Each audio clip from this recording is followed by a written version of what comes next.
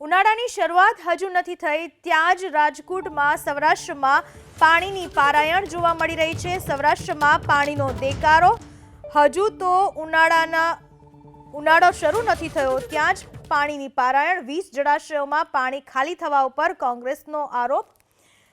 પાણી આપવામાં ભાજપ સરકાર નિષ્ફળ ગઈ હોવાનું કહેવું છે અતુલ રાજાણીનું। ભાજપના શાસકો પાણીમાં તદંતરે નિષ્ફળ ગયા છે। સૌરાષ્ટ્રના ડેમની અંદર 20 જેટલા ડેમ ખાલી છે। ખરેખર કોઈ એની પાસે આયોજન પણ નથી। ખરેખર એના ગાર કાઢવા જોઈએ, ડેમની હાઇટ વધારવી જોઈએ અને નવા ડેમ બનાવવા જોઈએ, તો આ લોકોનો પાણીનો પ્રશ્ન હલ થઈ શકે એમ છે।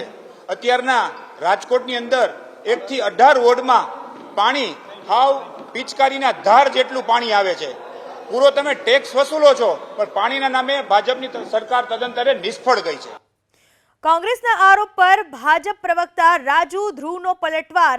રાજુ ધ્રુવનું કહેવું છે કે નર્મદામાં પાણીનો પર્યાપ્ત જથ્થો છે, સૌની યોજનાથી પાણી પૂરું પાડવામાં આવશે અને ઉનાળામાં પાણીની તંગી નહીં સર્જાય। મોટાભાગનું જળસંચય વરસાદ આધારિત હોય છે।